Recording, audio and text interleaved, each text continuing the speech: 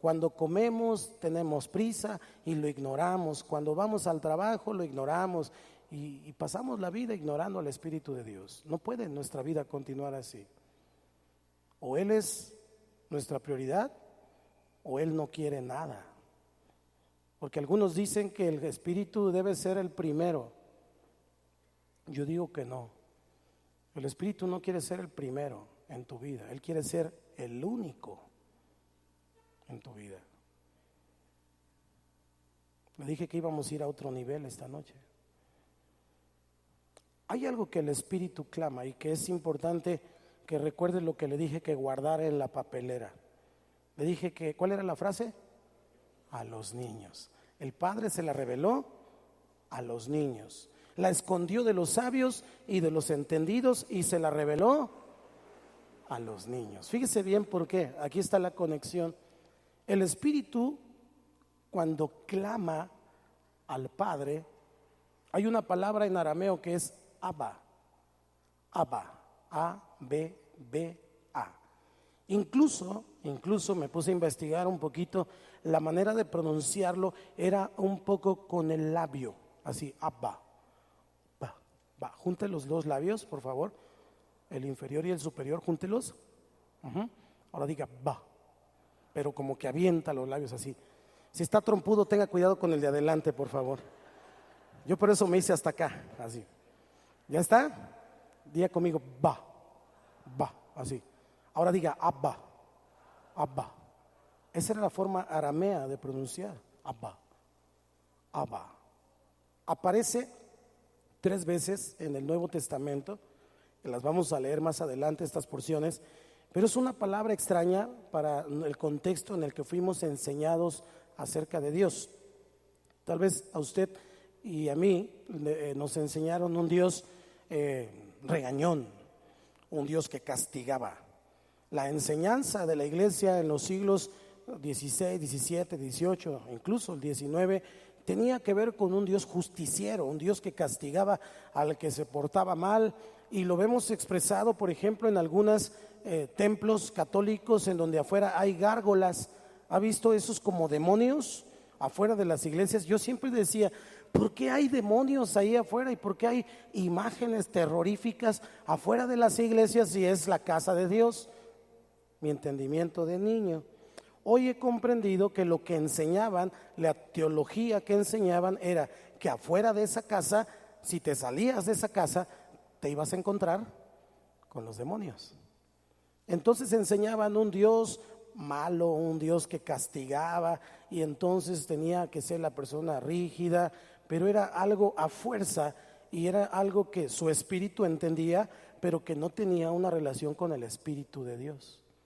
Era religión, acartonado, cuadrado, sin sabor, sin vida de Dios. Martín Lutero aprendió de esa manera y por eso fue el gran reformador, cuando viene el Espíritu Santo y le revela lo que dice la palabra. Ahora, para nosotros en ese contexto es complicado porque se usa Abba. En tiempos de Jesús solamente se usaba en el seno familiar. Dentro de la familia los niños la utilizaban para llamarle a su papá, porque Abba es similar a decir querido padre, es similar a decir papito. Imaginen lo que le estoy diciendo. Jesús entonces le decía Abba. Eso chocaba con la cultura religiosa y lo que los judíos creían y pensaban, porque para ellos el nombre de Dios era impronunciable. ¿Se acuerda? El nombre de Dios era YHWH, lo que llamamos o se conoce como tetragramatón, impronunciable. ¿Me entendió? Pues ese era el nombre de Dios. Se le añadieron unas vocales para que pudiera Yahweh, Yahvé o Jehová, que es la forma latina de decir Yahweh en griego. Pero el nombre original era YHWH. Y entonces viene Jesús y aquel que era impronunciable, él se atreve a decirle: Abba, papito. Por eso lo querían crucificar. Pues ¿quién es este? ¿Quién es este que se atreve a decirle al Rey, al Señor del cielo, papito querido? Cuando Cristo viene a la tierra y comienza a decir esto, entonces comienza una nueva relación. Me encanta el Señor Jesús porque Él rompía todas las tradiciones. Las tradiciones no necesariamente eran ley. Jesús nunca quebrantó una ley. Jesús rompió las tradiciones, porque la gente hace más fuerte las tradiciones, las reglitas, que lo que Dios dice. Y el uso de la palabra Abba por parte de Jesús al dirigirse a Dios no tiene paralelo en toda la literatura judía. Usted puede buscar literatura judía y no tiene comparación. Ningún otro personaje de la historia judía se atrevió a decirle a Dios Abba, porque esta manera de decirle a Dios papito es casi como infantil, así como confiada, como íntima, como cuando un niño está con su papá y entonces voltea a ver a su papá y le dice: hola papi. Y el hijo dice: hola mi niño precioso, ¿cómo está?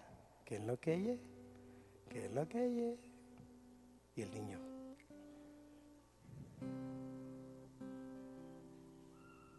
papi, ¿jugamos? Papi, ¿me llevas? Papi, ¿me ayudas? Papi, ¿me enseñas? Papi, ¿me das? Papi, ¿podrías? Papito, te amo. Yo también, hijo, te amo. Abba. El Espíritu Santo es el único capaz de tocar el corazón de Dios, el corazón del Padre, con esta palabra, Abba. Le voy a dar unos versículos bíblicos. Acompáñeme al huerto de Getsemaní, en la Biblia nada más. Jesús estaba metido en una situación de angustia, cayó en tierra orando, estaba sumido en la agonía, sabía que venía la hora de la cruz y de sus labios surgieron estas palabras que han venido a caracterizar para él, para su iglesia y para todos los que somos adoradores. ¿Cuántos son adoradores? El carácter íntimo de relación con el Espíritu Santo. Y en Marcos capítulo 14, versículo 32, desde el 32 hasta el 36, note cómo Jesús habla con su Padre. Dice: vinieron pues a un lugar que se llamaba Getsemaní y dijo a sus discípulos: sentaos aquí entre tanto que yo oro. Y tomó consigo a Pedro, a Jacobo y a Juan, y comenzó a entristecerse y a angustiarse, y les dijo: mi alma está muy triste hasta la muerte, quedaos aquí y velad. Yéndose un poco adelante, se postró en tierra y oró que si fuese posible pasase de él aquella hora. Ayúdeme. Y decía: Abba Padre, todas las cosas son posibles para ti. Aparta de mí esta copa, mas no lo que yo quiero, sino lo que tú. Jesús estaba a punto de morir, a punto de ir a la cruz, y su espíritu, ojo con lo que estamos viendo esta noche, el espíritu de Cristo estaba abatido. Sentía ese olor de la muerte, esa cercanía de la muerte, y le dijo al Padre: pasa de mí esta copa. Pero dijo: Abba Padre. En otras palabras le decía: Padre mío, Padre querido, papito, sé que esto que voy a pasar es muy difícil. Si me puedes ayudar, ayúdame. Pero ¿sabes qué, papito? ¿Sabes qué? No quiero hacer lo que yo quiero, papito. Quiero hacer lo que tú quieres que haga. Y entonces eso es adorar en el Espíritu. Seguro tienes tu huerto de Getsemaní.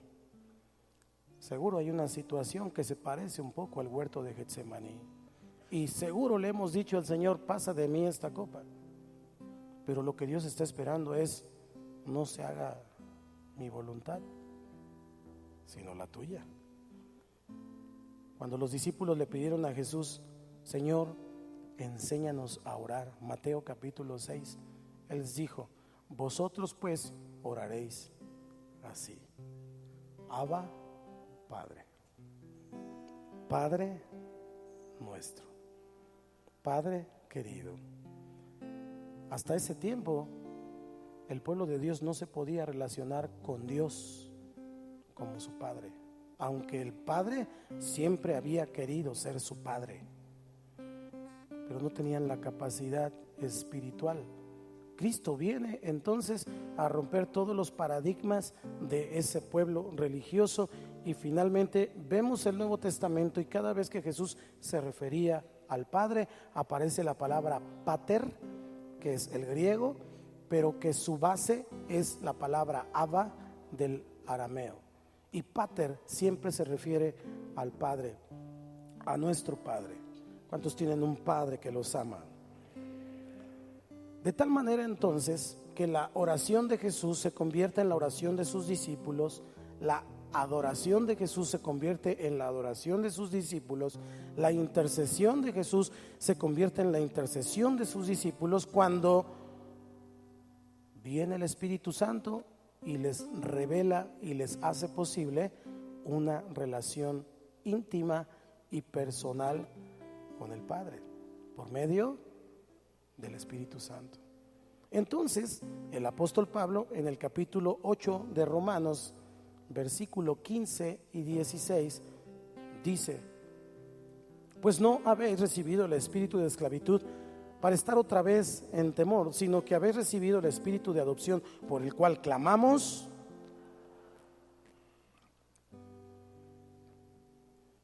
eso nos incluye a usted y a mí.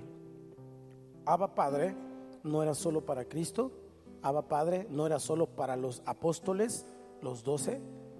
Abba Padre también era para Pablo, y Abba Padre también, dice Pablo, que es para usted y a mí, que hemos recibido el Espíritu de Dios, porque dice el versículo 16 que el Espíritu mismo da testimonio a nuestro espíritu que somos. ¿Cuántos hijos de Dios hay esta noche? Hay una condición para poder usar este término, porque como todas las cosas de Dios, aunque Dios está abierto a todos, no todos pueden recibir de Dios lo que Dios tiene que dar, porque en ese sentido Dios tiene, voy a decirlo de esa manera aunque suena chocante, pero es así: Dios es exclusivo de los que creen en Él. Dios es exclusivo de los que creen en Él. Es clave que entendamos eso, porque si no, cualquiera que haga las cosas con sinceridad, aunque sea como sea y viva de la manera que sea, pues entonces tendría derecho y acceso a todo lo que Dios da y hace. Pero no es así. Hay un solo camino, y el camino es Cristo. Pero entonces hay un solo requisito para poder tener esta experiencia de relación con el Espíritu de Dios, con el Padre, y está en Gálatas 4:6. Gálatas 4:6 nos dice: y por cuanto sois hijos, ¿cuántos son hijos? Dios envió a vuestros corazones el Espíritu de su Hijo, el cual clama: Abba, Padre. Así que ya no eres esclavo, sino hijo. Y si hijo, también heredero de Dios por